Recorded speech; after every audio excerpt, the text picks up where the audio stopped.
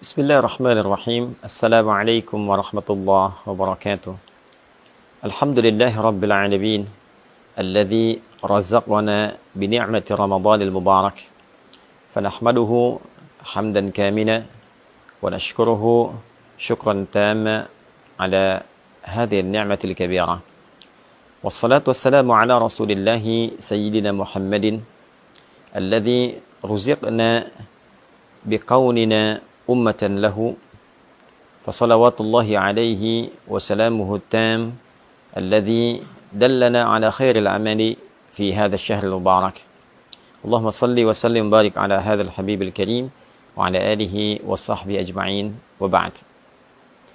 Saudara-saudariku dimanapun Anda berada, Alhamdulillah kita sangat bersyukur pada Allah Subhanahu wa Ta'ala.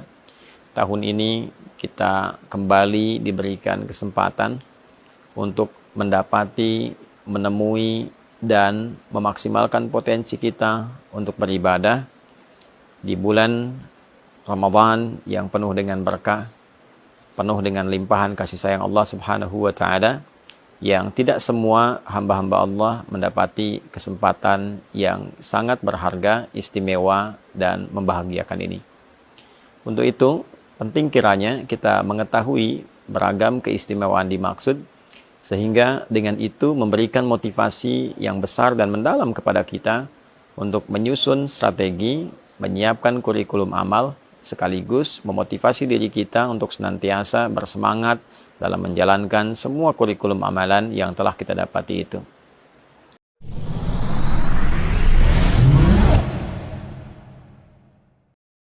Teman-teman, dimanapun Anda berada, di antara keistimewaan Ramadan yang tidak bisa ditandingi, sulit didapati di waktu-waktu lainnya adalah berlimpahnya anugerah Allah Subhanahu wa Ta'ala, yang diantara sekian banyak anugerah itu adalah ampunan Allah yang ditebarkan kepada seluruh hamba-hambanya tanpa kecuali dan mencakup semua jenis dan ragam dosa yang pernah dilakukan oleh seorang hamba. Terkait dengan ini, Nabi SAW memberikan kabar gembira sekaligus penguatan akan hal dimaksud, dan didokumentasikan penguatan ini oleh Al-Imam Al-Bukhari juga Al-Imam Muslim, khususnya dalam kedua kitab sahih mereka. Di Al-Bukhari misalnya nomor hadis ke-38, pun demikian Imam Muslim menyantumkan dengan redaksi yang serupa di nomor hadis 760. Keduanya mengambil riwayat dari sahabat Abu Hurairah Abdurrahman bin Sakhr radhiyallahu taala anhu dari Nabi sallallahu alaihi wasallam, beliau bersabda, "Man shama Ramadhana imanan wa ihtisaba, ghufira lahu ma taqaddama min dhanbi." Man, siapapun, mencakup laki-laki, perempuan, besar, kecil, tua, muda, apapun profesinya. Dan ini sifatnya secara personal. Ketika disebutkan man, artinya menunjuk secara personal. Dan dia memiliki juga keumuman makna. Artinya, berlaku secara personal, namun dibuka umum bagi siapapun. Baik laki-laki, perempuan, dengan segala sifat yang telah tadi kami sebutkan. Artinya peluang ini seakan-akan Nabi memberikan beritanya secara personal kepada kita. Wahai Adi Hidayat, wahai fulan, wahai fulana. Man shama Ramadhana. Siapapun di antara Anda yang mampu menunaikan puasa Ramadan. Perhatikan kalimatnya, kata puasa dimaksud sama diikat dengan waktu Ramadan. Jadi tidak ditemukan di waktu-waktu yang lain. Tidak di puasa Rajab misalnya, tidak di puasa Sya'ban misalnya, tidak di bulan hurum-hurum yang lain, tidak di puasa Arafah, tidak di puasa Asyura dan yang lainnya, tidak di Ayyamul Bid, tidak di hari Senin dan Kamis. Ini hanya khusus mencakup di bulan Ramadan. Man shama Ramadhana, siapapun yang mampu menunaikan puasa Ramadan. Dan kita ketahui Ramadan itu jumlahnya selama sebulan.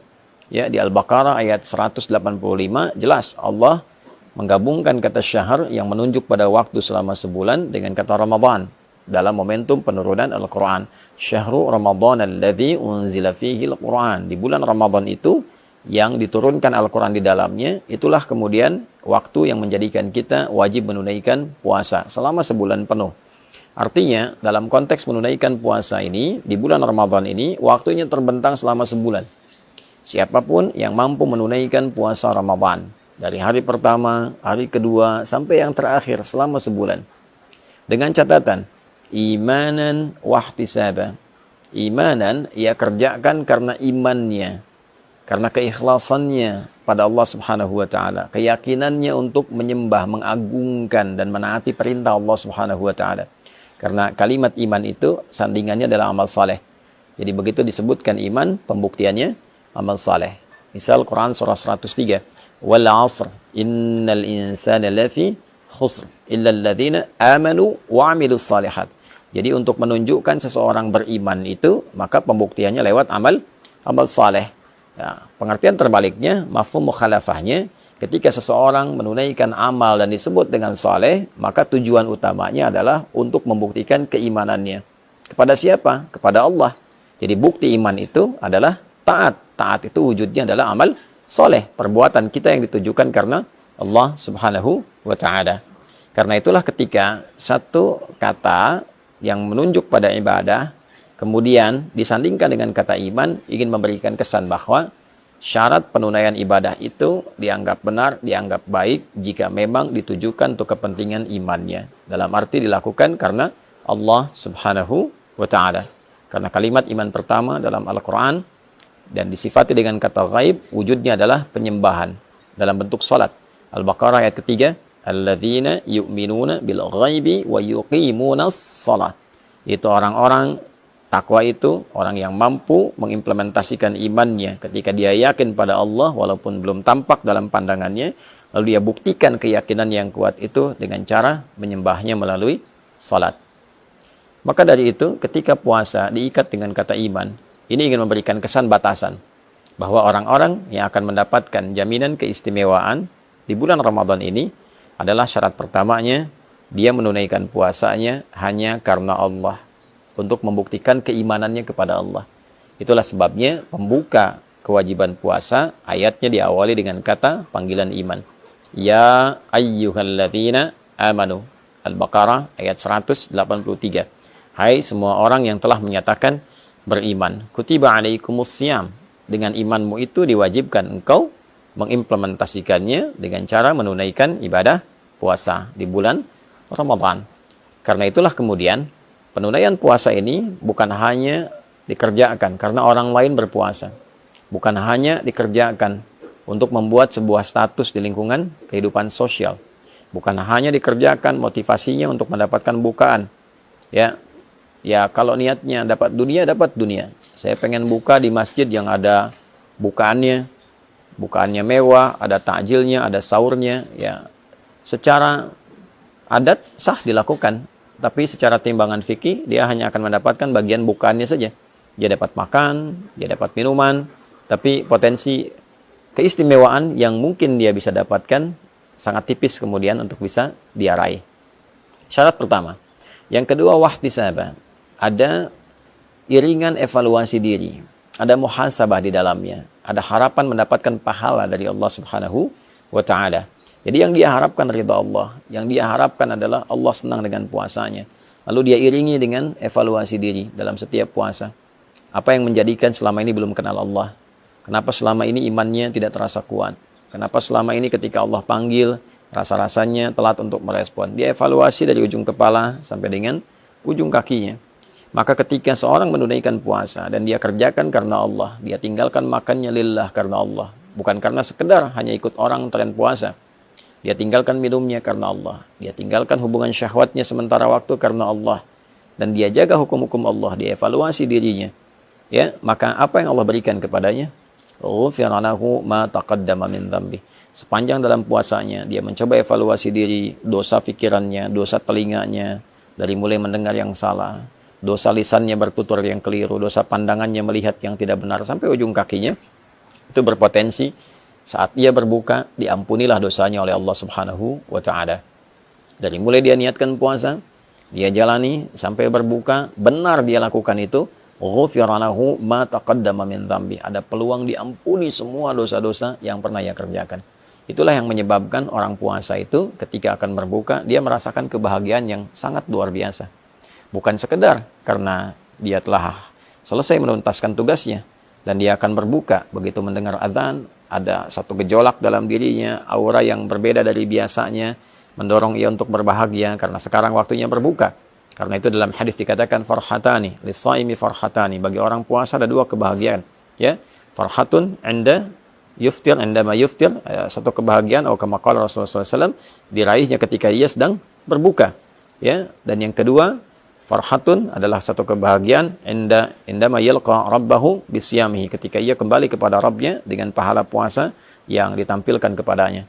Maka saat ia berbuka ia gembira, bukan karena sekedar puasa telah selesai, tugas telah dilakukan, tapi dia bahagia pula karena pada saat itulah Allah berpeluang mengampuni semua dosa-dosa yang pernah ia kerjakan. Saat ia kembali kepada Allah, dia kembali dalam keadaan bersih, pahala telah dia dapatkan dari bacaan Quran, dari sholat, dari kajian-kajian, dari tilawah dan sebagainya, sehingga dia gembira. Dan disambutlah ia saat kembali itu dengan diperintahkan untuk memasuki pintu khusus dengan pahala puasanya, yaitu pintu Ar-Rayyan. Allah Subhanahu wa taala menyampaikan kepada Nabi untuk memberikan kabar gembira. Inna fil jannati baban yuqalu Ar-Rayyan. Di surga itu ada satu pintu yang disebut dengan Ar-Rayyan. La yadkhuluhu illa as-shaimun. Tidak akan dimasuki oleh hamba manapun kecuali ahli puasa. Di antara ahli puasa itu ada yang menafsirkan rajin puasa, tapi juga pengertian spesifiknya adalah orang yang berhasil menunaikan puasanya yang ia kerjakan karena Allah, dan dia mengevaluasi diri seperti disifati dalam hadis Nabi SAW yang telah tadi diuraikan. Fa idza dakhaluhu ughliqa, kalau sudah masuk orang-orang dengan sifat ini, maka segera ditutup. Tidak ada orang lain yang bisa masuk kecuali memiliki karakter yang serupa. Jadi teman-teman, dimanapun berada, saya ingin mengajak pada diri pribadi dan kita semua untuk saling mendoakan. Dari mulai sejak awal kita menjalani ibadah puasa ini sampai ujungnya, tidak ada di antara kita yang tidak punya kesalahan. Tidak ada di antara kita yang tidak punya dosa. Yang dibawa ke akhirat bukan berapa banyak uang kita, bukan berapa tinggi status kita, bukan berapa luas ilmu kita, bukan berapa kuat tenaga kita. Yang dibawa pulang adalah timbangan antara pahala dan dosa. Berapa banyak amal salehnya, berapa banyak amal salahnya. Ketika ditimbang, apa yang bisa menutupnya? Maka kasih Allah menghadirkan Ramadan untuk kita, bukan yang lain, memberikan sebuah kesempatan yang dalam agar kita mampu memanfaatkannya dengan mengevaluasi diri dan berharap Allah membuat kita lebih baik dibandingkan dengan hari-hari sebelumnya. Nabi SAW bersabda dalam satu hadis yang didokumentasikan oleh Imam Al-Hakim An-Naisaburi dalam kitab Al-Mustadrak. Satu kali Nabi SAW bersabda, wa kama qala raghima anfu rajulin liman adraka ramadhana falam yughfar lahu. Sangat tercoreng kehormatan seorang muslim, sangat terhina, sangat jauh dari rahmat Allah seorang yang disampaikan kepada bulan Ramadan, tapi ia tak mampu mengkreasikan kesempatan yang diberikan untuk mendapatkan ampunan Allah Subhanahu wa taala. Semoga Allah memuliakan kita. Kita akan mengulas sesuai tema strategi menyongsong Ramadan. Baik teman-teman, Bapak Ibu sekalian, kita akan mulai dulu dari sisi historis mengapa ada puasa Ramadan. Itu dulu. Supaya pemahaman kita menjadi lebih komprehensif, lebih luas, dan memahami hikmah dari tuntunan agama. Jadi dalam syariat Islam itu, semua unsur ibadah itu nanti ada 5 turunan. Berapa turunan? 5.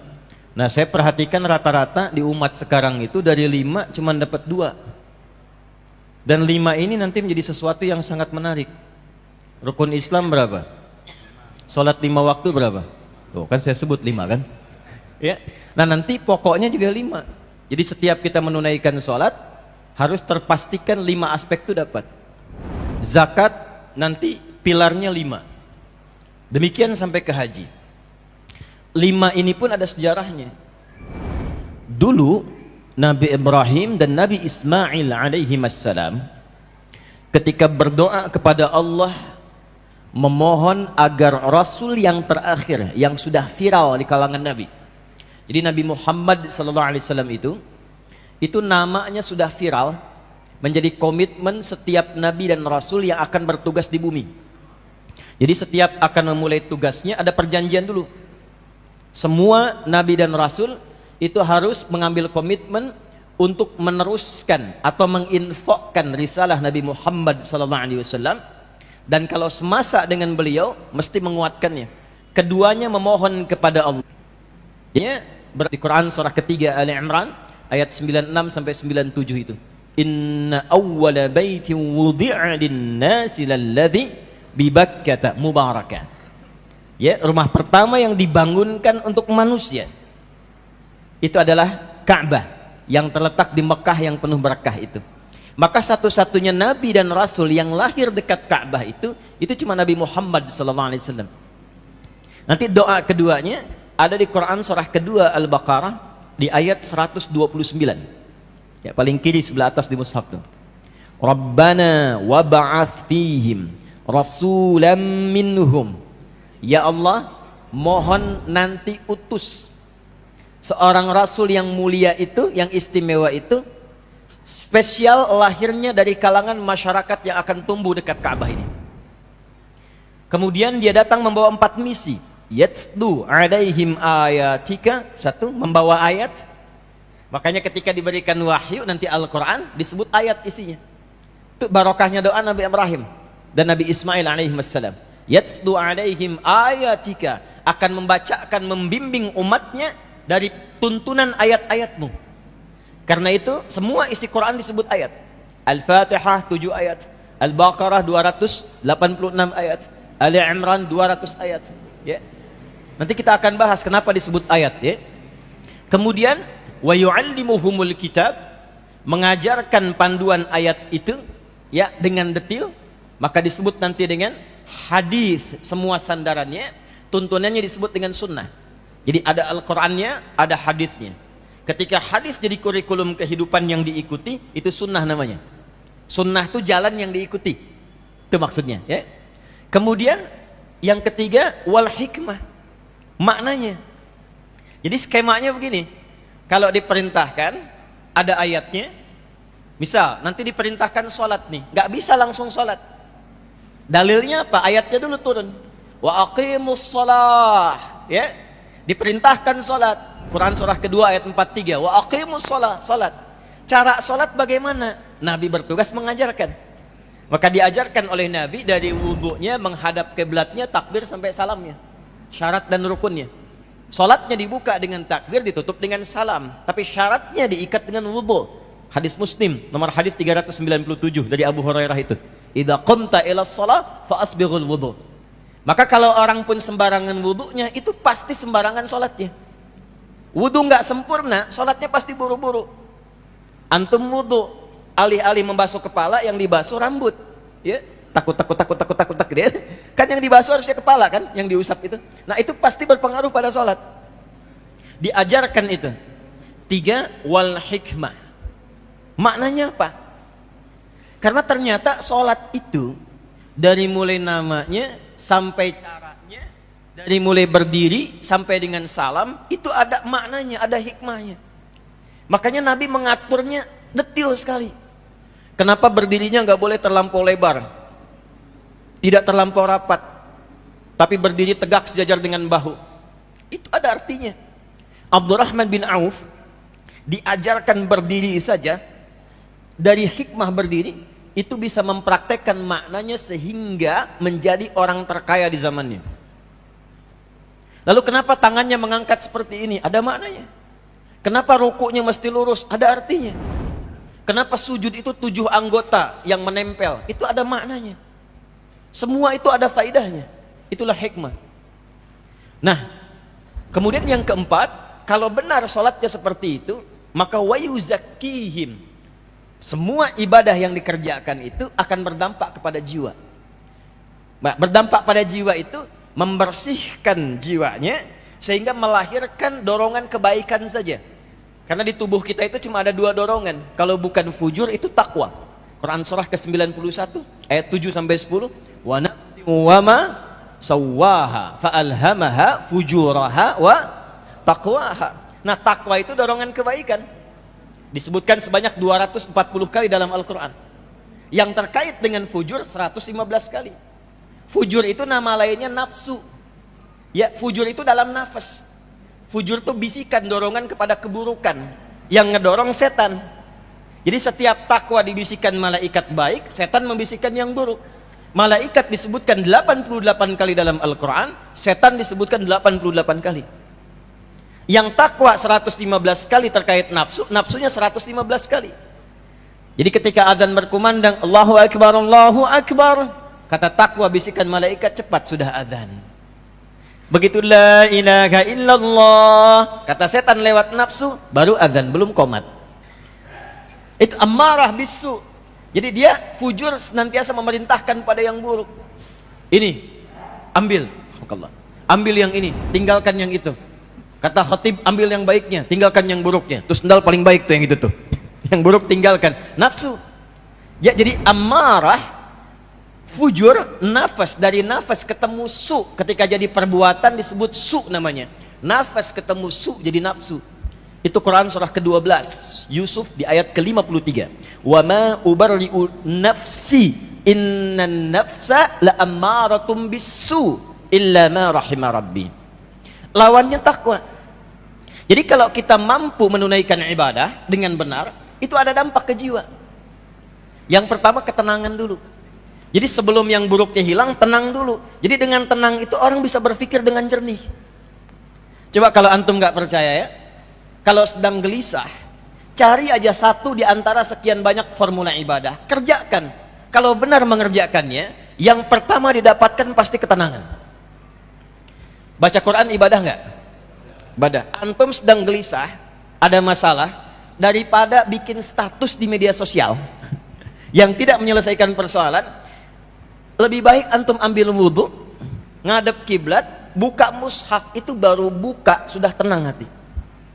Dan menariknya kadang-kadang buka acak ketemu suratnya sesuai dengan masalah kita. Itu menariknya tuh. Nah ketika tenang itulah hati terjadi perubahan. Sudah mulai bisa menerima, sudah mulai bisa berikhtiar dengan baik. Itulah tazkiyah namanya. Tazkiyah. Makanya sebelum menunaikan sholat, Nabi itu ditazkiyahin dulu. Itu ditemukan di hadis Muslim. Itu peristiwa Isra Mi'raj tuh. Ya, Isra Mi'raj itu nanti diriwayatkan oleh 16 orang sahabat senior.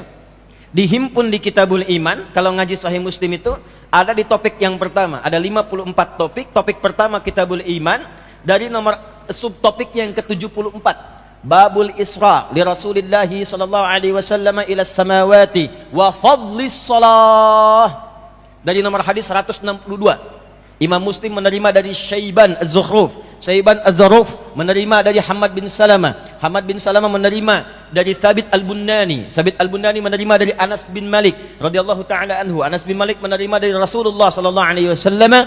Muhammad bin Abdullah bin Abdul Muttalib bin Hashim bin Abdul Manaf bin Qusay bin Murrah bin Kilab bin Ka'ab bin Ghalib bin Fihir bin Malik bin Nadar bin Kinana bin Khuzaimah bin Mudrikah bin Ilyas bin Nizar bin Mudar bin Ma'ad bin Adnan bin Addi bin Adri bin Muqawwam bin Nahur bin Tarikh bin Ya'rub bin Yasjub bin Nabit bin Ismail alaihi salam bin Ibrahim alaihi salam bin Azar atau bin Nahur bin Abir bin Kinan bin Arfakhshad bin Sam bin Nuh alaihi salam bin Mihlail bin Matushala bin Kinan bin Anwath bin Sis bin Adam alaihi salam.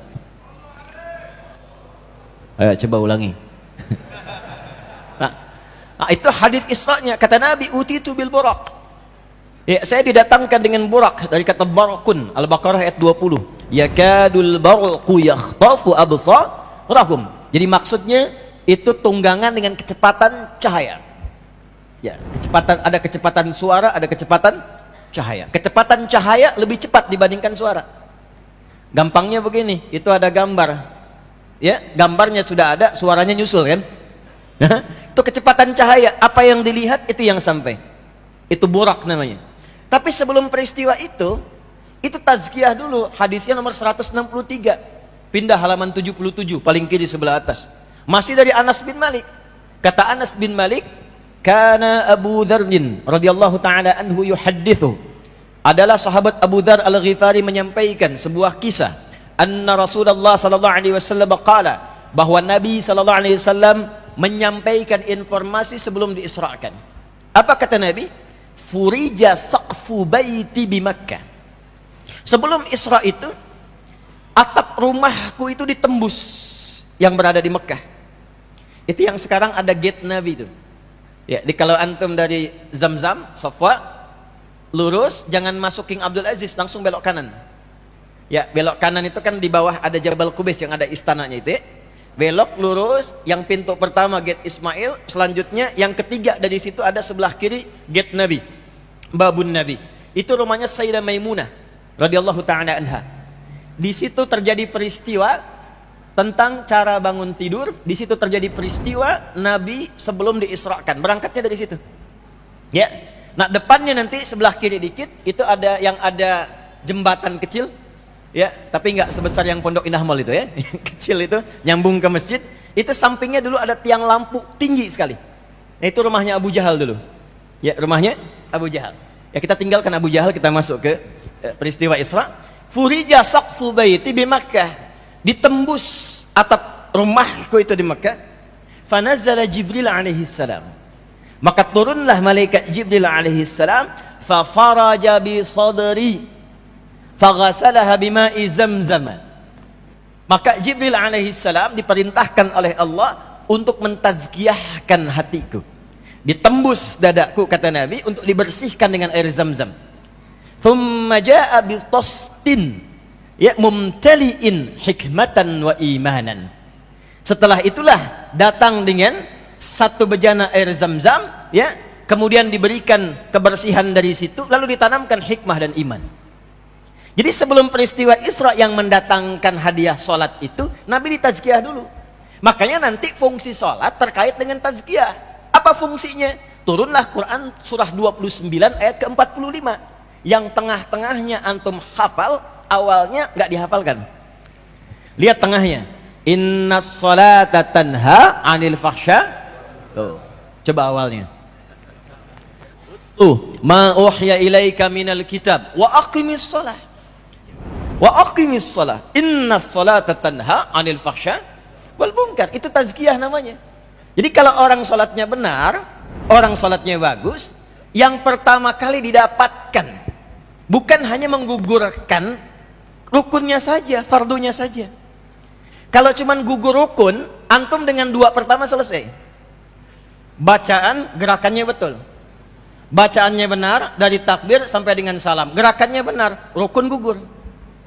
Tapi pertanyaannya, manfaat sholatnya dapat gak? Karena sholat itu dunia akhirat. Ingat, sholat itu dunia akhirat. Sholat itu oleh Quran disebut dengan hasanah. Quran surah ke-11, Hud ayat 114. Aqimis salata tarafa'in nahar wa zulafan minal lail innal hasanati yudhibnas sayyiat. Salat disebut hasanah. Sedangkan hasanah konfigurasinya itu dunia akhirat. Al-Baqarah ayat 201. Wa minhum may yaqulu rabbana atina fid dunya wa fil akhirati hasanah. Karena itu ketika antum minta, ya Allah berikan hamba kemuliaan-kemuliaan dunia, bentuknya hasanah. Pekerjaannya sukses tapi punya nilai baik. Di rumah tangga bahagia, punya nilai baik. Namanya hasanah. Maka Allah jawab lewat sholat. Sholat itu kunci. Kalau kunci itu benar, kita bisa membuka pintu apapun yang kita inginkan. Ada pintu rumah tangga, kuncinya dari sholat. Pintu sosial, pintu pekerjaan, semua dari sholat gerbangnya. Dari sholat. Karena itulah ketika dipanggil sholat, itu panggilannya melekat dengan semua kesuksesan dan kebahagiaan. Dalam bahasa Arab disebut dengan falah namanya, success and happiness. Diperdengarkan di telinga kita. Telinga bahasa Arabnya udhun, jamaknya adzan. Setiap kali adzan, bukankah setelah hayya 'alas shalah itu hayya 'alal falah? Hayya 'alas shalah, hayya 'alal falah. Tuh. Kamu itu jadi muslim mesti sukses, kata Allah. Kamu beriman mesti bahagia.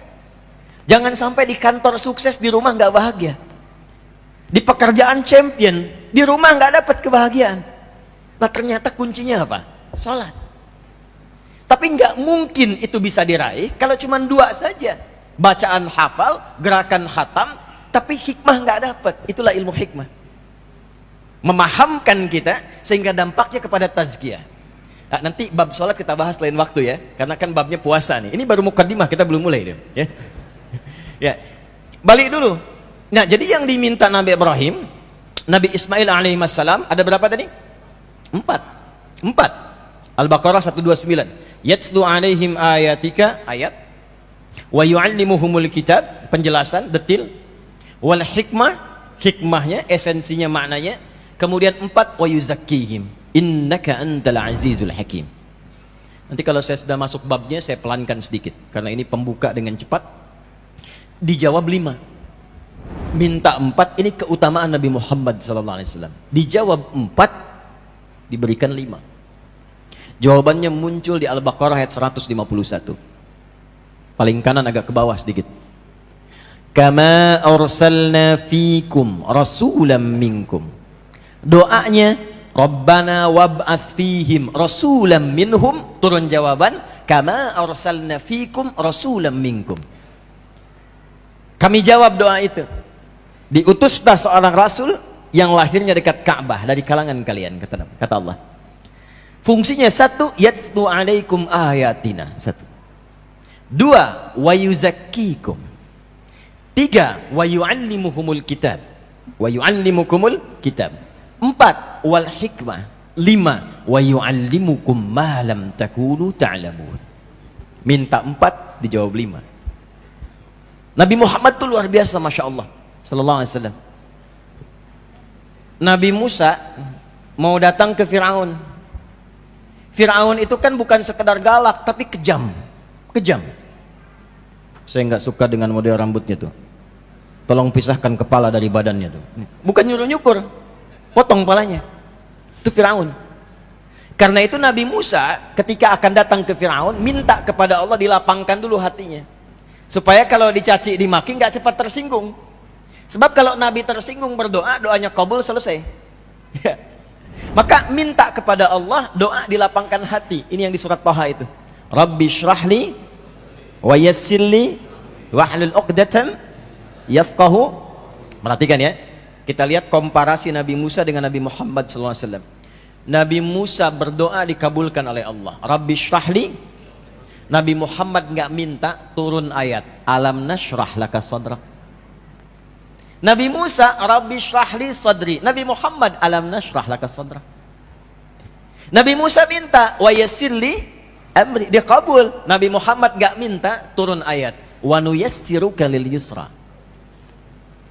Itu keutamaannya. Nabi Ibrahim, Nabi Ismail berdoa untuk Nabi Muhammad, minta 4, jawaban dari Allah 5. Dan 5 inilah pilar-pilar kita dalam memahami setiap tuntunan syariat. Maka di sholat kalau kita akan riset, yang kelima akan ditemukan. Yang 4 kan berakhir, yang kelimanya apa? Akan ditemukan pengetahuan baru. Wa yu'allimukum ma lam takunu ta'lamun. Jadi kalau antum riset di semua bidang, misal antum ada yang di bidang kedokteran, antum ada yang di bidang misalnya fisiologi, ada yang di biologi. Itu setiap disiplin ilmu kalau mempelajari tentang sholat pasti akan mendapatkan bab yang baru. Silahkan cek. Dari segi kesehatan, kenapa rukuk begini? Apa manfaatnya terhadap otot? Kenapa sujudnya harus 7 bagian anggota nempel? Apa manfaatnya terhadap peredaran darah sehingga berkumpul kembali kemudian di otak, diputar kembali ke jantung? Kenapa tangan saat sujud ini nggak boleh nempel ke sini? Ya, itu ada semua dari faktornya. Dan itu akan selalu menemukan pengetahuan yang baru. Nah, yang ingin saya sampaikan, membaca syariat itu begitu. Sekarang kita akan mengaji tentang puasa, maka landasan mengkaji itu kalau ingin komprehensif, dasarnya yang 5 ini. 1 ayatnya apa? Untuk menemukan dalil. 2 baru bicara caranya. 3 hikmahnya. 4 dampak puasa pada perubahan jiwa, dan itu ada babnya.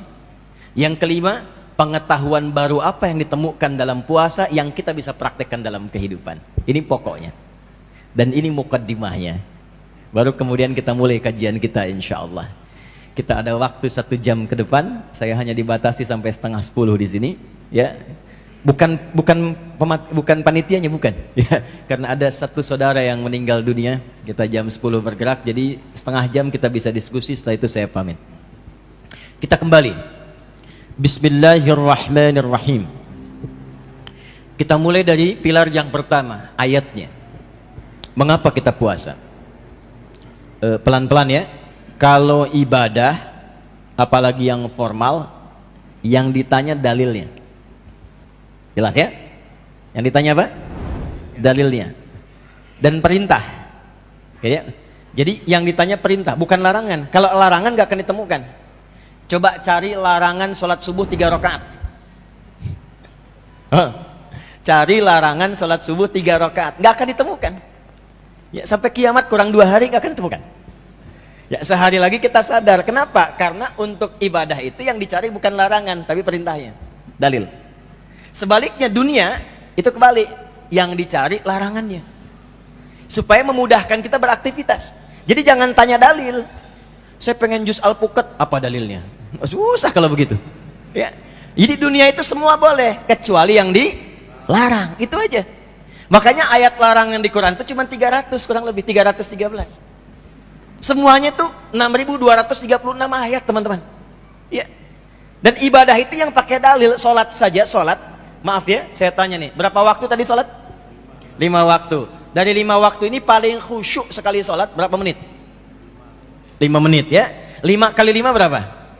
25 menit. Kalau konsisten seperti itu, ada yang menghitung secara statistik, menghitung. Jadi ketika dihitung, kalau orang 5 menit saja khusyuk, 5 kali dalam sehari 25 menit, berarti dalam setahun dihitung itu dia hanya menunaikan 1 pekan saja. Seminggu. Ya, seminggu. Sisanya Allah berikan kesempatan, silakan bangun, makmurkan, beraktivitas.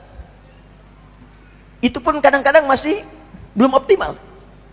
Ya, maka kembali yang ditanya dalil. Kita mulai sekarang, kita ingin bahas tentang puasa. Apa dalilnya, apa ayatnya, dan apa yang melatar belakangi ayat ini diturunkan. Kita mulai dengan Al-Baqarah Quran surah kedua ayat 183 sampai dengan 187. Saya ulang, Quran surah kedua Al-Baqarah, saya pelankan dan saya ritmenya mulai atur agak lambat. Quran surah kedua Al-Baqarah ayat 183 sampai 187. Satu paket ya. Jadi bukan satu ayat saja, satu paket. Kisahnya dimulai ke Yathrib yang kelak menjadi Al-Madinah Al-Munawwarah. Setelah menunaikan tugas di Mekah, menyampaikan pokok-pokok tauhid dan bab awal salat sebanyak kurang lebih 13 tahun. Dakwah yang optimalnya 10 tahun, 3 tahunnya itu masa-masa persiapan. Jadi Nabi 3 ke 4 tahun itu masa pembekalan, belum dakwah terbuka. Ya, ini risalah ya, maaf ya, pada para ustadz, kiai, para pengajar dan sebagainya. Dimanapun akan ditempatkan, maka dalam Islam itu nggak boleh langsung ngajar, harus menguasai materinya dulu, ilmunya dulu. Ya, makanya turunnya surah Al-Mudaththir itu, ya teman-teman sekalian, turunnya Al-Mudaththir itu kan didahului dengan 3 tahun sebelumnya. Allah mengajarkan dulu kepada Nabi. Ya, ajarkan dulu, setelah Iqra kan diajarkan dulu. Ya, tambahkan, setelah berselimut pengetahuan, berselimut dengan rahmat Allah yang siap untuk disampaikan. Al-Muzammil ya, itu seakar nanti dari kata zamil. Zamil itu teman. Muzammil itu orang yang menjadikan selimut sebagai temannya. Ya, supaya mendapatkan kenyamanan dalam tidur. Biasanya kan fungsi selimut itu 2. Ya. Satu memberikan kenyamanan saat tidur, yang kedua berlindung saat merasakan ketakutan kan? Ya, masih ingat kalau anak-anak tuh sedang berlindung dikejar-kejar, dia sembunyi di balik selimut kan? Ya kan? Nah itu kalau ada orang berlindung di balik selimut untuk menutupi kegelisahan atau ingin menjadikannya nyaman, maka dia disebut dengan muzammil namanya. Jelas? Ada orang yang Masya Allah kerjaannya begitu padat, berangkat gelap, pulang gelap, siangnya sibuk dengan dunia, malamnya capek tidur, sampai nggak sempat bangun, sholat apa adanya, cita-cita masuk surga, surganya surga Firdaus bersama Nabi lagi. Maka turunlah surah Al-Muzammil. Ya ayyuhal muzammil, hei orang yang sedang nikmat tidur dengan selimut itu, qumil laila illa qalila, bangun dong malam walaupun cuma sedikit. Ya, katanya pengen ke surga. Ini kisah disampaikan, ini memang ke Nabi, cuman pemaknaannya beda dengan kita umatnya. Kalau ke Nabi maknanya lain nanti. Ini untuk diajarkan kepada kita umatnya. Dari mana taunya kepada kita umatnya? Saat nanti masuk di ayat yang ke-6 dan ke-7. Inna nasyi'atal laili hiya ashaddu wat'a wa aqwamu qila. kalau kamu bangun malam ini, malam kamu bangun, itu panggilan ke hatinya kuat, sentuhan ke jiwa kuat, doa pun khusyuk, sehingga harapan-harapan kamu mudah aku kabulkan, kata Allah. Kamu ini bagaimana? Pengen sukses, pengen mudah. Kamu tahu aku yang punya kemudahan, aku yang punya kesuksesan dunia akhirat.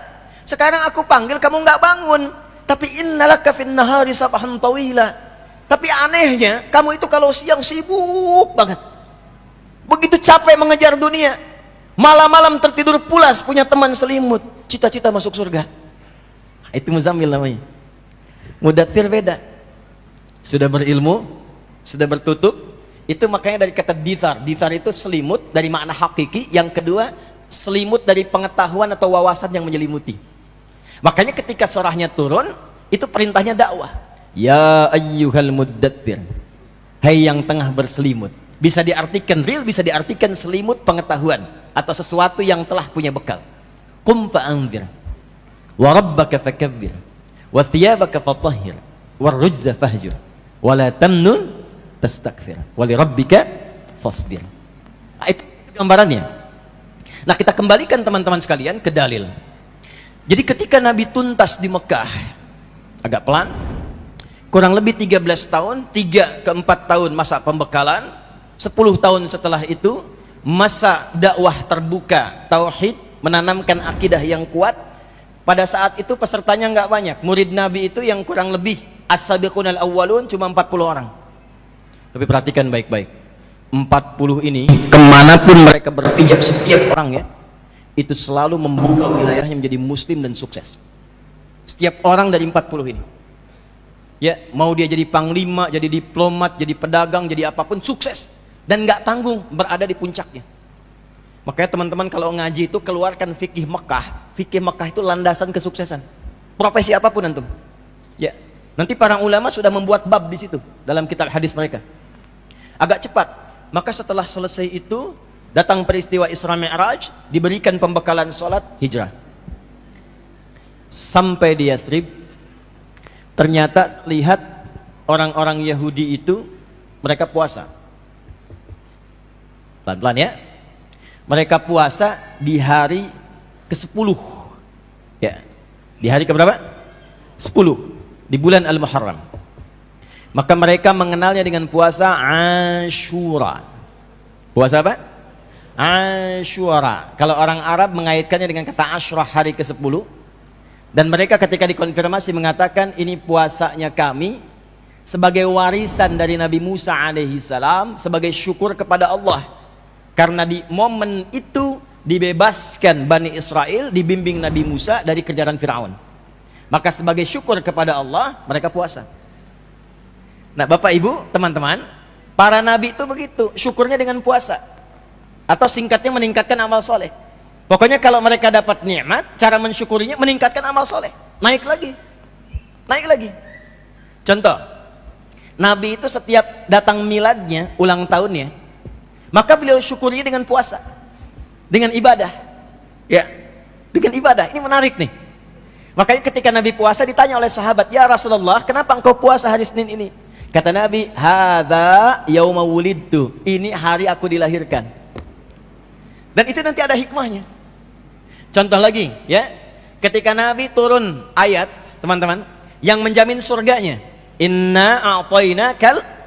Ketika mendapatkan anugerah besar itu, Nabi bukan mendiamkan diri. Alhamdulillah dapat surga, tidak. Perintah dari Allahnya mensyukuri nikmat itu dengan tambah lagi ibadahnya. Fasholli li rabbika wanhar. Nah, ternyata cara seperti ini itu sudah warisan dari semua orang soleh dan semua nabi sebelumnya. Jadi semua nabi itu kalau sedang mendapatkan kenikmatan, cara mensyukuri nikmatnya dengan tambah lagi ibadahnya. Ya, maaf, ibadah itu kan menyembah siapa? Nah, nyembah itu memuliakan yang disembah. Antum kalau diberi sesuatu, ya, misal saya beri antum uang 10.000, antum ucapkan apa? Alhamdulillah, terima kasih kan? Antum telah terima, antum memberikan kasih, gitu kan? Terima kasih. Bukankah dengan ucapan terima kasih memuliakan pada pemberinya? Baik kan? Yang memberikan rezeki kepada kita siapa? Yang memberikan semua kebutuhan kita siapa? Allah. Nah, karenanya adabnya kalau diberikan sesuatu oleh Allah, maka muliakan pemberinya. Dan cara memuliakan Allah itu gampang dengan meningkatkan ibadah kepadanya. Itu konsepnya. Quran surah 20 ayat ke-14. Innani anallahu la ilaha illa ana fa'budni. Itu. Jadi kalau antum misalnya sekarang masuk ke miladnya, ulang tahunnya, ya, jangan yang aneh-aneh. Sudah ada jalurnya sampai ke atas. Sampai ke atas. Cari ibadah yang kira-kira paling antum senangi, sedekah. Enggak apa-apa beli kue, bagikan, niatkan sedekah. Gitu. Ya, atau keluarkan sedekah, beli mushaf, simpan di tempat-tempat penghafal Quran. Ajak anak yatim, ya, ke rumah makan, muliakan mereka dan niatkan sebagai ibadah kepada Allah. Antum dapat nih promosi jabatan baru, boleh. Ya, bagi-bagi, nggak usah bagi kartu nama. Boleh, silahkan, ya, nggak ada masalah, ya. Nggak ada masalah. Tapi ibadahnya apa di situ? Kalau pengen sholat, tahajud malamnya, syukur pada Allah. Kalau pengen bagi dengan teman-teman aja, ya. Tapi niatkan sebagai ibadah. Itu adabnya. Maka datang ke situ, menemukan orang-orang Yahudi pada masa itu menunaikan puasanya Asyura sebagai syukur kepada Allah di masa lalu saat dilepaskan dari kejaran Fir'aun. Maka apa respon Nabi SAW? Ketika dilaporkan, Nabi langsung komen. Dan kalau Nabi sudah komen, kita umatnya tinggal like, share, and subscribe. Gak usah komen lagi. Like, share, and subscribe. Apa komen Nabi? Aku lebih berhak dibandingkan dengan umatnya Musa atau umat Yahudi pada saat ini. Aku lebih berhak untuk itu. Maksudnya apa? Di antara warisan-warisan para nabi itu pasti akan saling menguatkan satu dengan yang lainnya. Maka Nabi Muhammad SAW untuk menghormati Musa ke atas dan juga memberikan jembatan ta'aruf kepada Yahudi supaya mengembalikan mereka pada syariatnya. Kamu kan mengakui ini warisannya Musa. Ini aku datang membawa risalah yang sama dengan Musa, bahkan melengkapi Musa. Jelas ya? Jadi kalau di titik ini mereka paham, ikut puasa Nabi Muhammad, ikut puasa umat Islam dengan harapan mereka sadar kembali.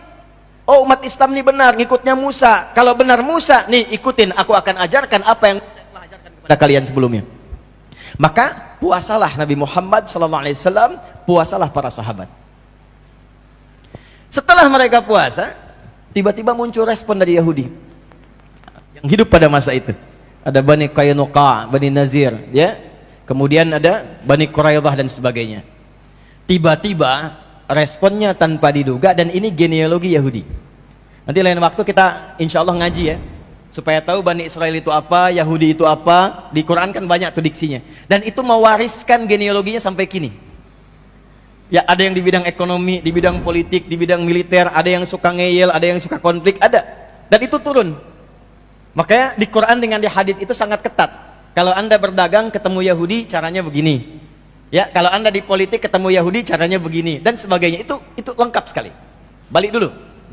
Maka ketika umat Islam dan Nabi puasa, orang Yahudi ternyata merespon dengan mengolok-ngolok Nabi dan umat Islam. Lihat tuh Muhammad dan umatnya.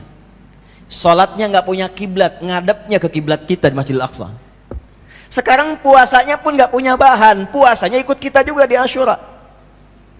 Maka menyebarlah berita itu menjadi hoax. Dan produk hoax pada saat itu banyak dikelola oleh Yahudi pada masa itu. Dan itu nanti ada genealoginya. Dan nanti direspon dengan turunnya nanti diantaranya beberapa surat dalam Al-Quran.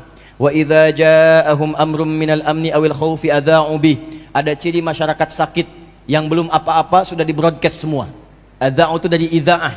Jadi Quran menyebutkan orang yang senang broadcast, semua di broadcast, semua di update status. Ya, mau Pondok Indah gelap, Pondok Indah mendung, langsung bikin status. Ya, Pondok Indah macet, bikin status. Itu kata Quran ciri masyarakat kurang sehat. Kurang sehat. Nah, Yahudi begitu. Semua disebarkan, semua diupdate, semua diproduksi hoax supaya menyebar. Akhirnya Nabi memohon kepada Allah. Dua permohonannya. Menjawab langsung tentang kiblat dan tentang puasa. Maka saat memohon kepada Allah tentang kiblat, meneruskan yang sebelumnya, yang sejak di Mekah beliau minta, maka turunlah Al-Baqarah ayat 144. Karena kita beritanya tentang puasa, maka dengan respon itu minta kepada Allah, ya Allah, anugerahkan kepada kami umat Islam puasa yang dengan puasa itu mengungguli semua puasa yang pernah dikerjakan pada umat-umat sebelumnya. Maka turunlah pertama Quran surah kedua Al-Baqarah di ayat 183 sampai nanti 187-nya. Ini asalnya. Ya, pelan-pelan. Ya ayyuhalladzina amanu kutiba alaikumus siyam kama kutiba alal ladzina min qablikum la'allakum. Perhatikan dasarnya. Saya pelankan. Permohonannya diturunkan. Yang kiblatnya lebih utama dari yang lainnya, puasanya pun lebih utama dari yang lainnya. Jadi kalau kita kembalikan ke 5 pilar tadi, Ramadan itu bukan puasa biasa.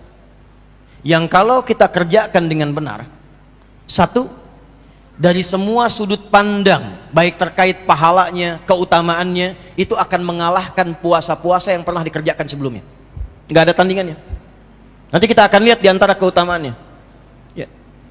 Jadi kalau kita urutkan dari segi ayat, dasar ayatnya turun itu ternyata salah satunya untuk memuliakan umatnya Nabi Muhammad SAW lewat Rasulnya.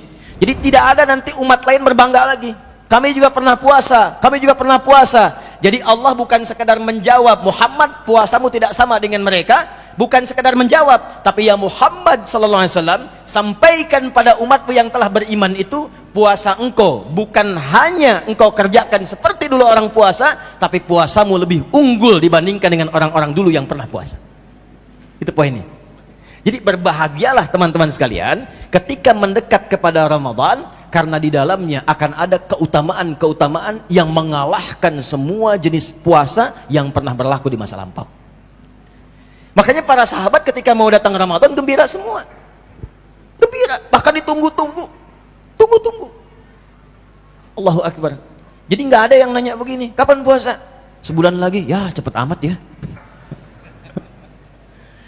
Itu kadang baru berhenti Ramadan, udah nangis pengen nunggu Ramadan lagi. Karena apa? Karena tahu fikihnya. Ada sesuatu yang beda. Ada yang nggak sama di Ramadan. Ada suasana yang nggak serupa.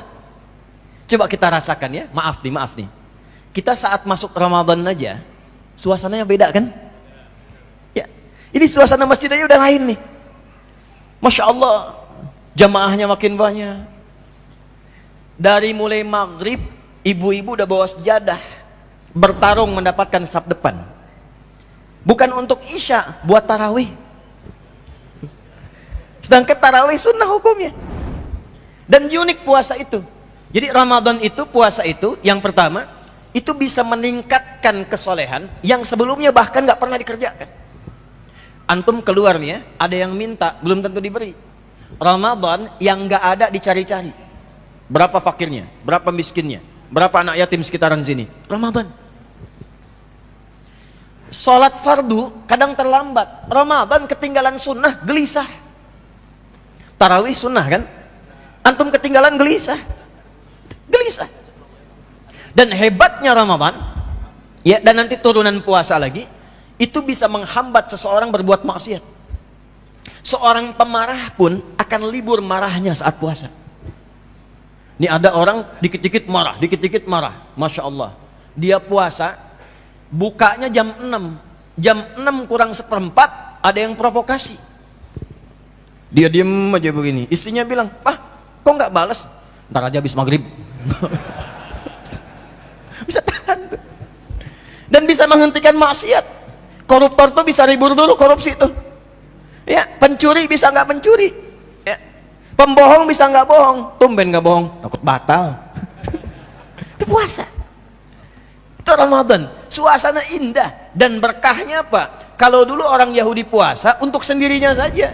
Makan sendiri, minum sendiri, pakaian sendiri. Umat Islam tidak. Begitu Ramadan, yang jual kolaknya bisa non muslim. Lihat, yang jual kurmanya bisa non muslim. Yang dapat manfaatnya banyak yang belum beriman pun. Dan tidak sedikit mendapatkan hidayah dari keindahan Ramadan itu. Ramadan. Makanya teman-teman kita mesti menghadirkan dulu perspektif ini, sehingga kita semakin semangat menyambut Ramadan. Dan yang paling dahsyat apa? Allah turunkan kemuliaan setiap siang malamnya yang gak pernah diberikan pada puasa sebelumnya. Contoh, untuk siangnya, Man shama Ramadhana imanan wa ihtisaban ghufira lahu ma taqaddama min dhanbi. Al-Bukhari. Man siapapun tanpa kecuali, laki-laki, perempuan, besar, kecil, tanpa batas. Man. Jadi tolong, kalau saya kurang sepakat dengan terjemahan barang siapa. Itu di terjemahan Musab masih ada terjemahan barang siapa, ya. Saya agak kurang sepakat saya. Bukan apa-apa, karena sampai sekarang saya belum menemukan tuh barang punya siapa. Jadi lebih enak kita terjemahkan siapapun. Man shoma, siapapun yang menunaikan puasa Ramadhan, khusus Ramadan. Ada kalimat Ramadannya. Kalau man ketemu fi'il madhi, ketemu satu momentum, itu artinya perbuatannya belum dikerjakan, akan dilakukan. Sama dengan idza ketemu fi'il madhi, past tense. Masalahnya idza jaa, itu perbuatannya belum ada. Jelas ya? Misal Fathu Mekah nih, penaklukan kota Mekah belum terjadi, tapi ayatnya sudah turun. Idza jaa nasrullahi wal fath. Belum terjadi, nanti terjadinya, tapi disuruh siap-siap. Ya, diberikan kabar gembira. Nah, ini pun sama, man shoma Ramadhana, Ramadannya belum tiba. Tapi Nabi sudah berikan motivasi supaya kita siap-siap dari sekarang. Man shoma Ramadhana imanan wa ihtisaban. Siapapun yang menunaikan puasa Ramadan yang didasari dengan iman dalam dirinya. Karena itu panggilan puasanya pakai panggilan iman. Ya ayyuhalladzina amanu. Catat ya, satu. Saya mulai tuliskan pelan-pelan supaya terukur maksud saya. Kelihatan belakang? belum saya tulis ya. Nah, tenang. Iman kita sama levelnya di sini ya. Jadi jangan sampai udah kelihatan tuh. Baik, lihat sini. Man, saya besarkan dikit. Shama Ramadhana imanan. Dulu ini. Saya garis bawahi kata imannya. Panggilan puasanya pakai iman. Ya ayyuhalladzina amanu. Perhatikan.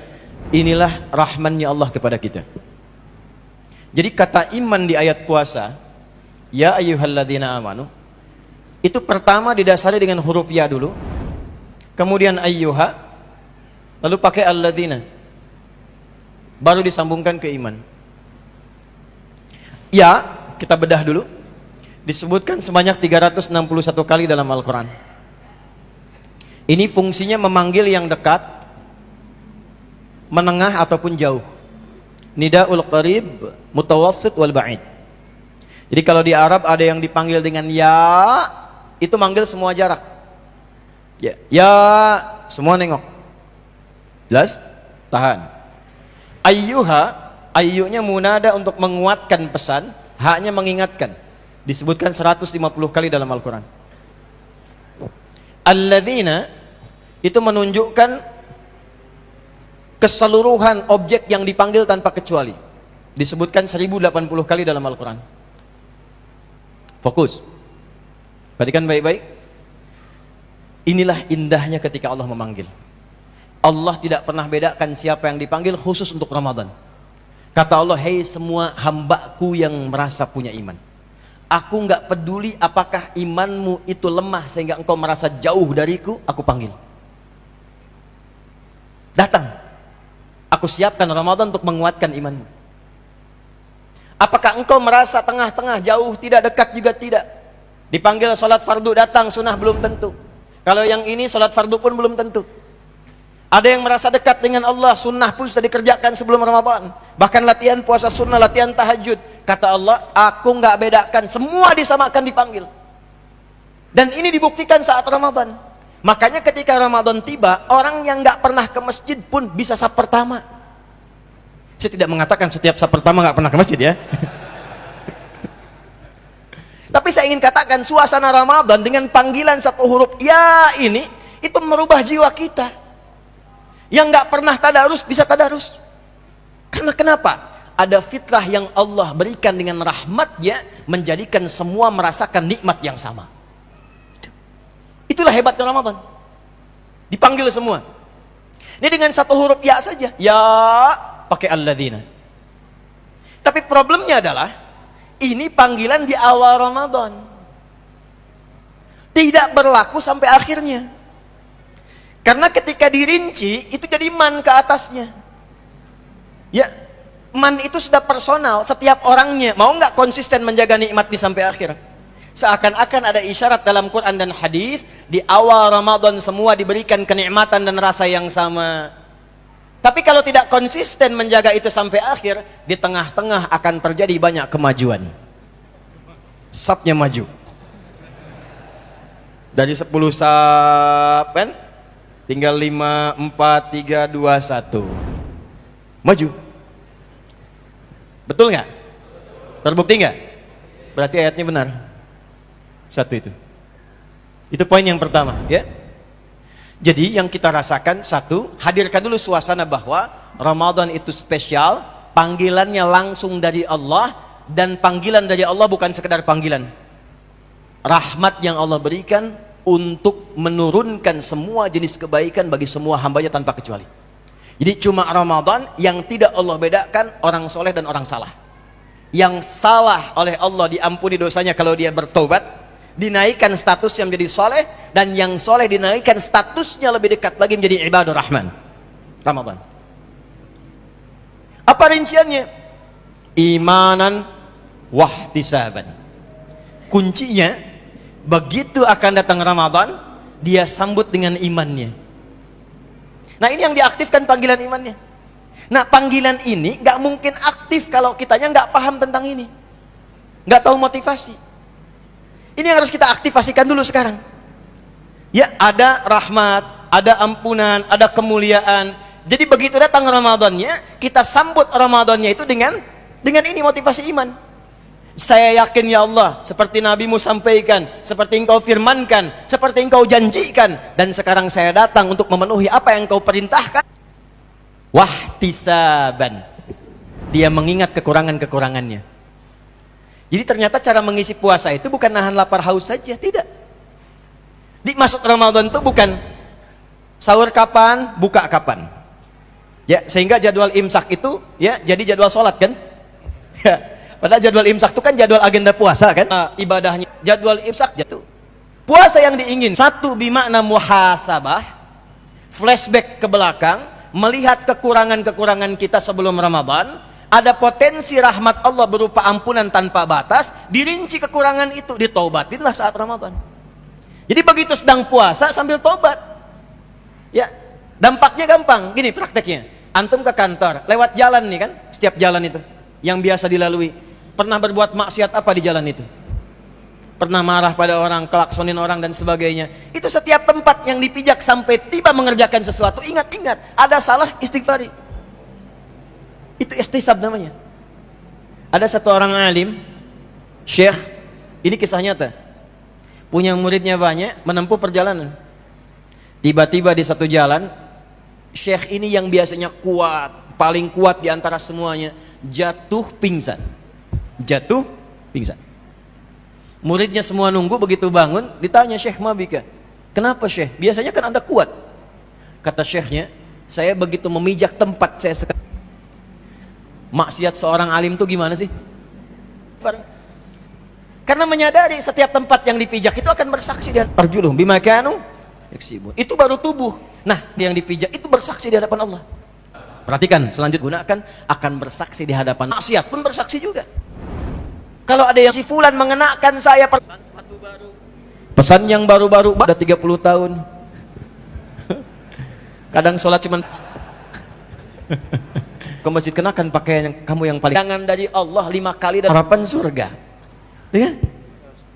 Nah, itu coba dari kata ihtasaba yahtasibu, ini akarnya, dan hasiba yahsabu, menyiapkan sesuatu dengan terukur. Hisabnya itu kan dari semua kegiatan kita kan? Makanya umat Islam itu dari bangun tidur diminta oleh Allah sedang menyiapkan agenda kegiatannya supaya terukur. Karena itu salat pertama dalam Islam ketika bangun disebut apa namanya? Subuh. Apa itu subuh? Subuh itu ada dalilnya, bukan sekedar nama. Bukan sekedar nama. Subuh itu nanti spiritnya ada di Quran surah 81 At-Takwir ayat 18. Was-subhi idza tanaffas.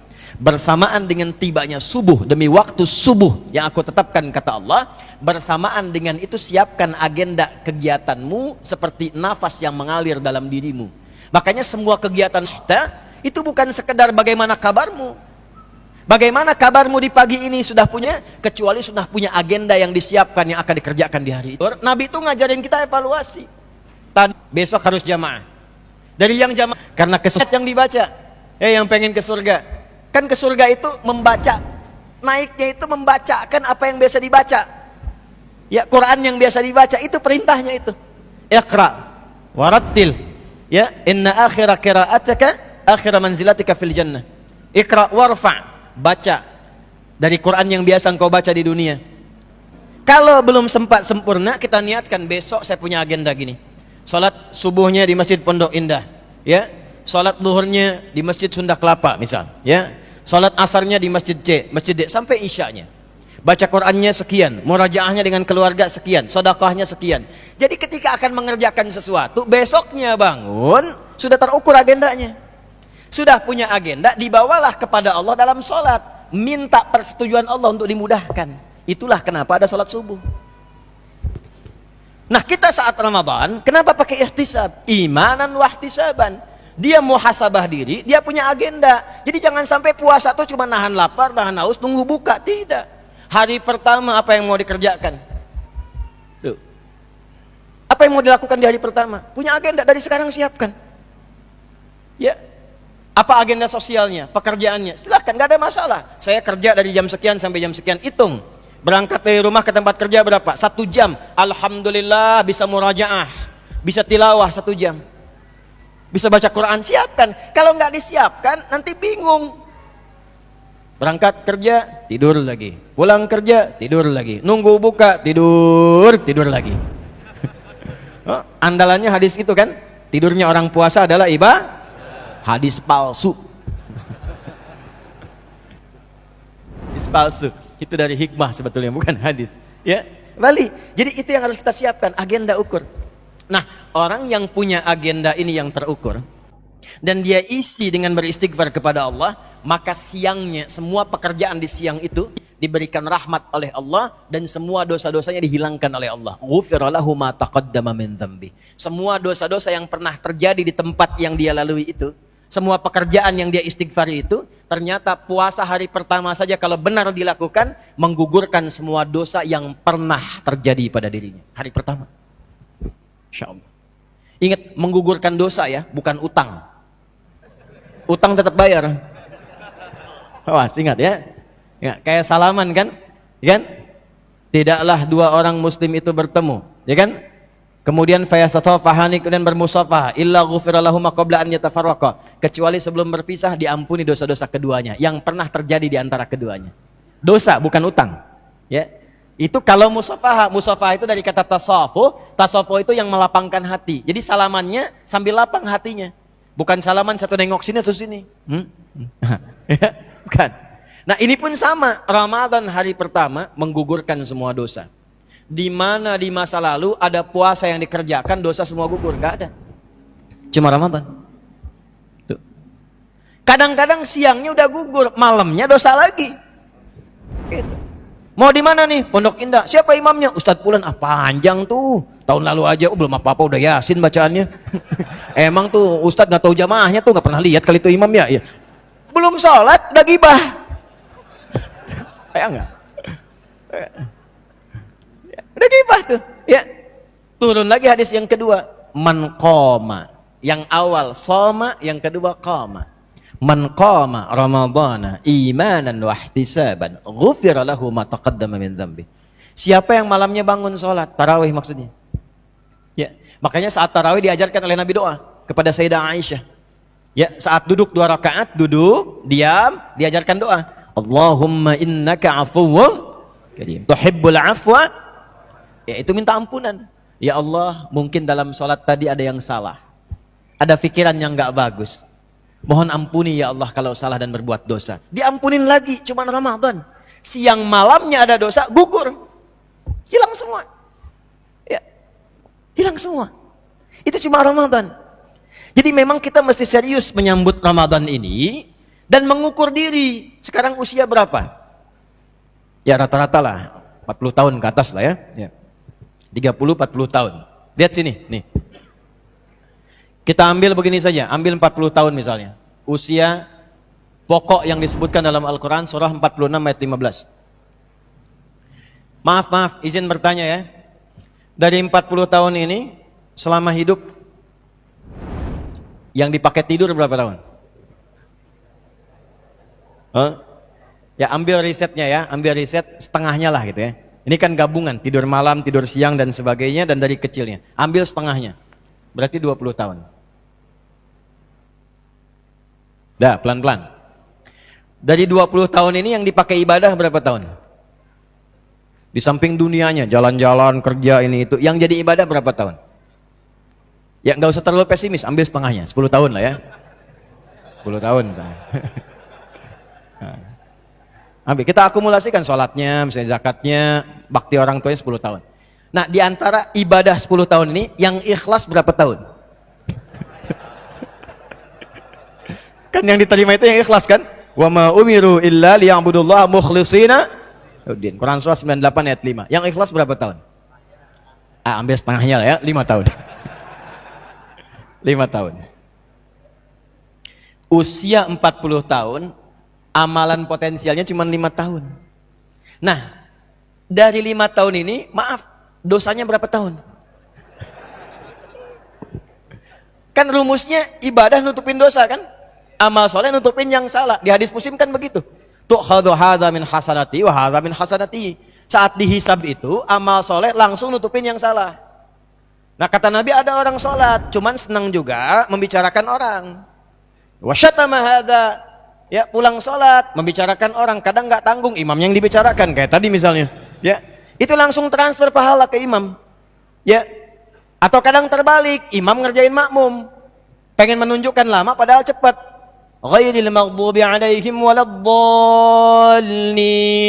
Amin. Dah siap? Yasin. Makmum udah begini tuh, Yasin. Allahu Akbar. Nah, ya kan? Belakang udah nggak usut tuh, kirain mau disempurnain gitu kan? Sama juga tuh. Ya, imam juga mesti hati-hati tuh, sama juga begitu. Ya, di sholat tuh pokoknya unik deh, babnya unik sekali. Nah ini, kalau terjadi demikian, ini menyempurnakan ke sini. Pindah. Secara singkat beginilah, secara singkat. Gak usah terlalu pesimis. Usia 40 tahun, modal 5 tahun, cita-citanya surga Firdaus. Ya, siapa yang pengen ke surga Firdaus? Oh, udah mulai menurun tuh saya. Iya kan? Pengen ke surga Firdaus bersama Nabi, itu kan? Tempat tertinggi ya. Modal 5 tahun. Itu pun harus nutup yang salah dulu. Nah sekarang kan kita harus berpikir cerdas. Kita tanya sama Allah, ya Allah, nggak nutup nih. Sedangkan kau syakur. Syakur itu menerima walaupun sedikit dan memberikan nilai yang, kata Allah, saya gugurkan semuanya. Kalau ada dosa, gugur. Nih yang 5 tahun. Inna anzalnahu fi wa ma adraka ma Lailatul Qadri khairum min 1000 bulan itu kalau dikonversi kurang lebih 83 tahun. 3 tahun usianya, tapi dapat malam ini lebih daripada itu. Itu singkatnya. Jadi kalau huruf bacanya nun, meninggal tuh. Pas di malam ini itu baca hasanat. Siapa yang baca 1 huruf dari kitab Allah dapat 10 kebaikan. Ini 10 kali diterima, mau kita nggak siapkan dari sekarang sampai turun ke mimbar Nabi untuk jadi 3 gundakan, 1, 2, 3. Tinggi dari jamaahnya supaya kelihatan. Jadi ada dalam kitabnya Al-Mustadrak karya Al-Hakim An-Naisaburi. Tuh mati. Tuh. Saya? Kedengaran? Tidak, kok bisa jawab? Tes. Okay.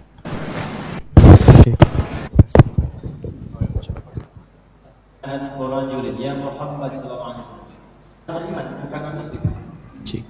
Rahimah anfu itu kotor itu menunjukkan sesuatu yang tercela. Dan ini diadopsi dulu oleh Belanda. Mereka dari petinggi Belanda. Dia seorang keponakannya perempuan berzina dengan, maka dipraktekkan, dibawa kemudian untuk dihukum. Si prajuritnya dibawa, ya, maka untuk ditunjukkan bahwa ini perbuatan salah di depan orang banyak, itu dilorengin dulu, dibelangin pakai arang hidungnya, dibelangin. Maka disebutlah dari situ hidung belang. Asalnya dari situ. Ini bukan utak-atik, ya. Ya, jadi dikasih arang hidungnya untuk menunjukkan kehinaan. Maka disebutlah hidung belang. Ya, hidung belang kan sekarang menyebar kan, hidung belang yang cari-cari yang tidak kaget, ya. Nah, kembali. Nah, itu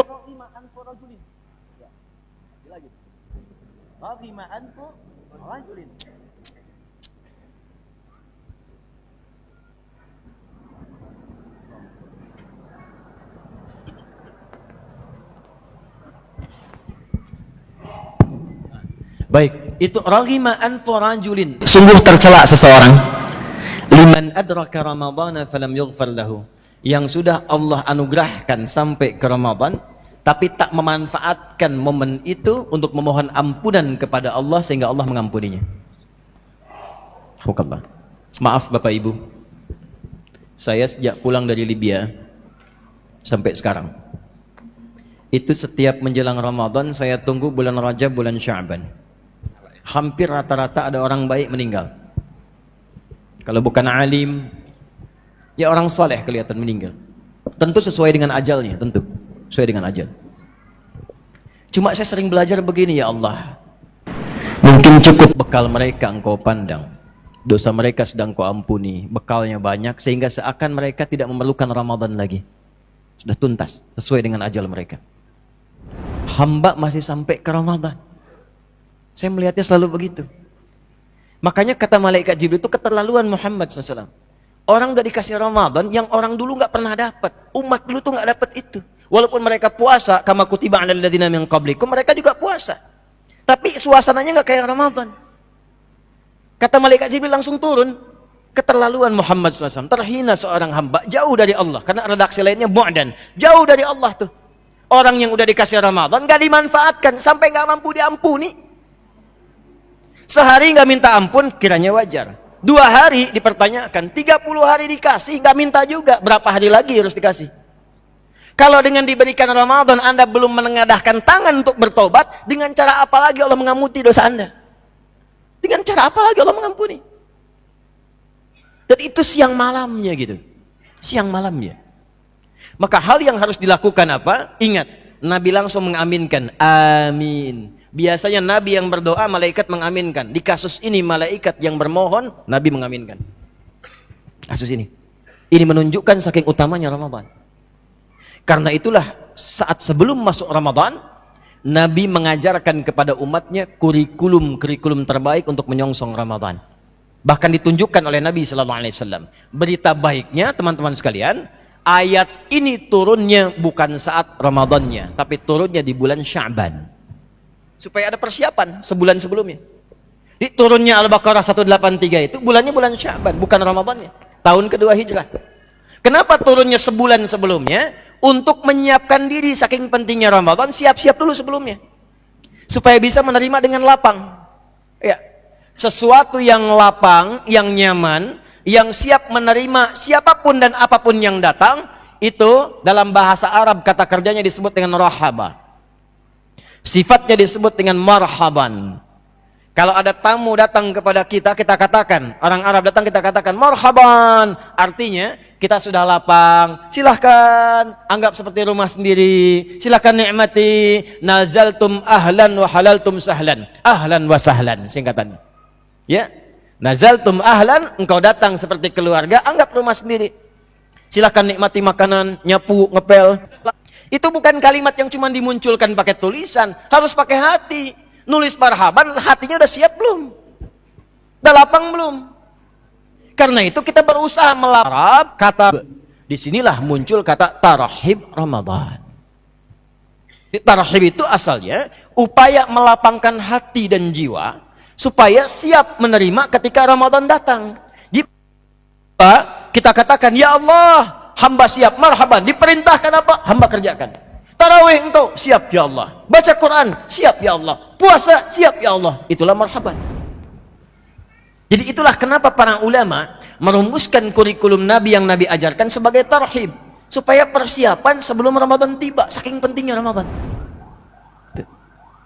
Itu gambarannya. Jadi kalau kita masih merasa aman, ya silahkan.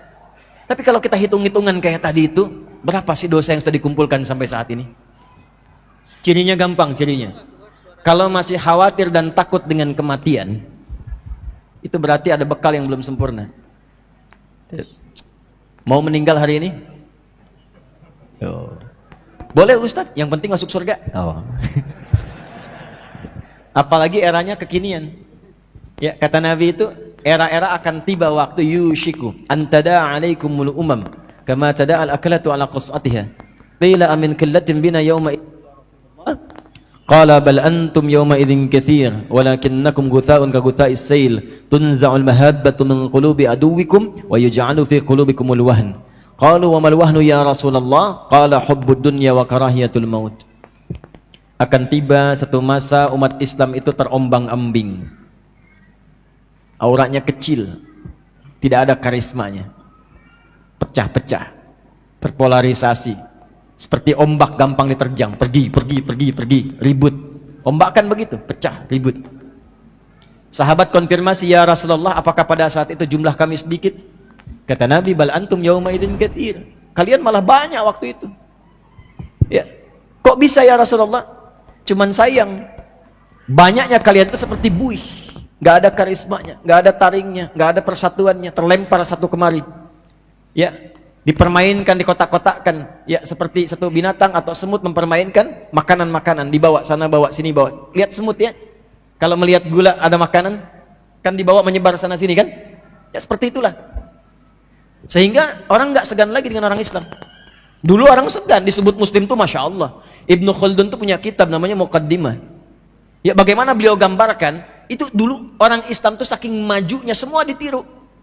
Sampai Ibnu Khaldun bikin pernyataan tesisnya, manusia itu cenderung meniru yang dikaguminya. Dulu orang Islam dikagumi. Antum kalau lihat Eropa di abad ke-19 bahkan di 18 ke bawah itu pakai kerudung. Pakai jilbab. Ya, karena kenapa? Yang berperadaban itu orang Islam. Jadi memakai kerudung itu menjadi manusia yang berperadaban. Gaulnya itu kalau bisa pakai kerudung, itu kebanggaannya. Laki-lakinya banyak pakai gamis. Kenapa? Karena sekolahnya pada ke Andalusia, ke Cordoba, ditiru itu pakaiannya. Ditiru kebiasaannya. Coba lihat ratu-ratu zaman dulu itu. Lihat potretnya saat naik kuda, pakai kerudung. Kehormatannya ada. Kenapa? Karena yang dikagumi, yang diunggulkan, yang jadi contoh umat Islam pada masa itu.